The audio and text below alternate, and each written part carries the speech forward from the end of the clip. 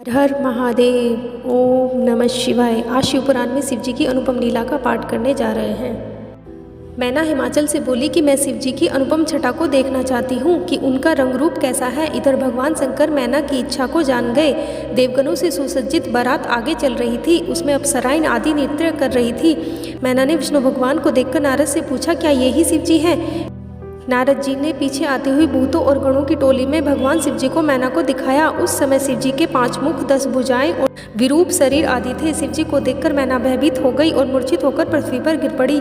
मैना को मूर्छित देखकर अनेक दासियां दौड़कर आई और अनेक उपचार करने लगी। होश आने पर वे रोने लगी और अपने पुत्र पुत्रियों, नारद, सप्तऋषि आदि की निंदा करने लगी, क्योंकि उन्होंने ही पार्वती को शिव का प्राप्त करने के लिए उकसाया था। मैना बोली, अब मैं क्या करूं? मुझे यह कौन सा दुखमय फल प्राप्त हुआ है? लोग मुझे क्या कहेंगे कि मैना किसको कन्या सौंप दी?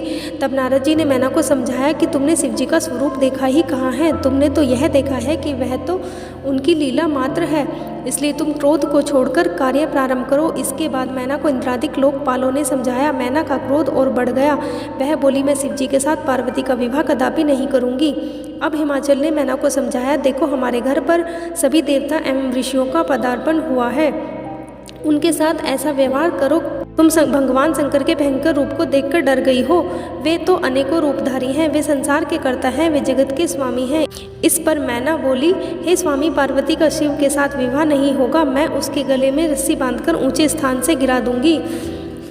मैं अपने प्राणों को त्याग दूंगी। अब विष्णु जी ने मैना को समझाया। विष्णु जी के द्वारा समझाने पर मैना का मन कुछ शांत हुआ और वह बोली, मैं शिव के साथ पार्वती का विवाह तभी करूंगी जब वे अपना असली रूप धारण करके आएंगे। शिव के सुंदर स्वरूप का दर्शन। ब्रह्मा जी बोले कि हे नारद, तब मैंने तुम्हें और विष्णु जी को शिव जी के पास भेजा। तुम दोनों के द्वारा भांति भांति से शिव जी की स्तुति करने पर उन्होंने अपना अद्भुत और सुंदर रूप ग्रहण किया। इसके बाद नारद ने मैना से कहा, अब तुम भगवान शिव का असली रूप देख सकती हो, वे तुम्हारे घर में ही आ रहे हैं। तब मैना ने देखा कि भगवान शिव का स्वरूप बड़ा ही मनोहारी है। वे करोड़ों सूर्य के समान प्रकाशित हैं। उन्होंने भड़कीले वस्त्र तथा रत्न जड़ित आभूषण पहन रखे हैं।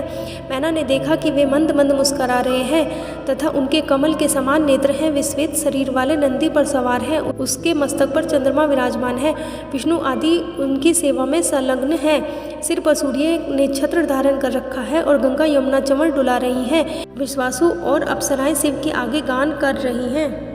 मैना शिव जी का यह रूप देखकर बहुत खुश हुई और कहने लगी, हे मेरी पुत्री पार्वती, तुम धन्य हो, तुम्हारा तप धन्य है। फिर बोली, हे भगवान, मेरा अपराध क्षमा करो, मैंने आपकी भारी निंदा की थी। सभी पूर्ववासी महिलाओं ने भगवान शिव के दर्शन किए, अक्षत और चंदन से उनकी पूजा की। सभी महिलाएं अपने घरों के कार्यों को अधूरा छोड़कर उनके दर्शनों को आई। वे सभी पार्वती के भाग्य की सराहना करने लगी कि पार्वती साक्षात भगवान की पत्नी बनने जा रही है। सभी ने शिव जी पर पुष्पों की वर्षा की।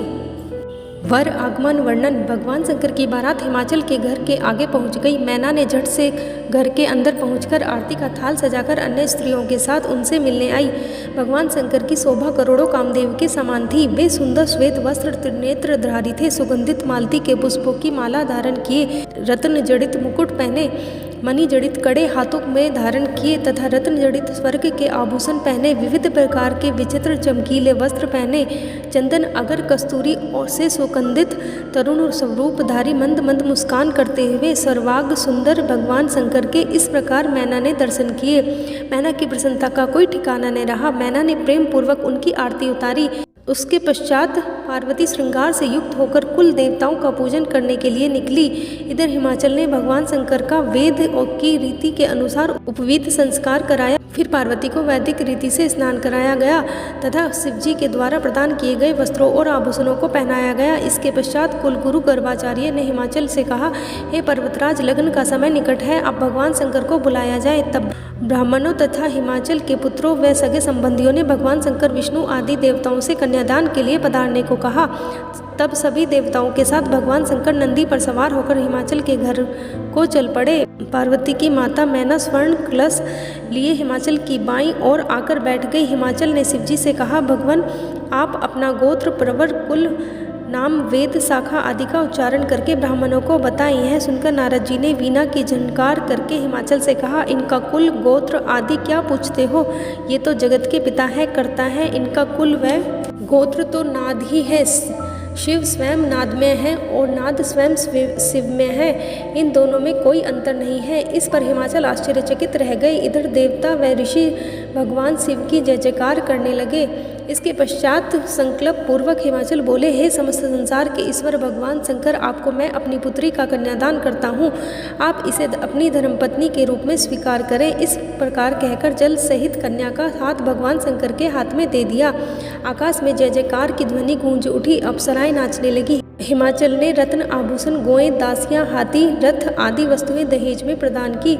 सब मुनिजन और देवता शिव पार्वती का अभिनंदन करने लगे। बोल शंकर भगवान की जय, माता पार्वती की जय।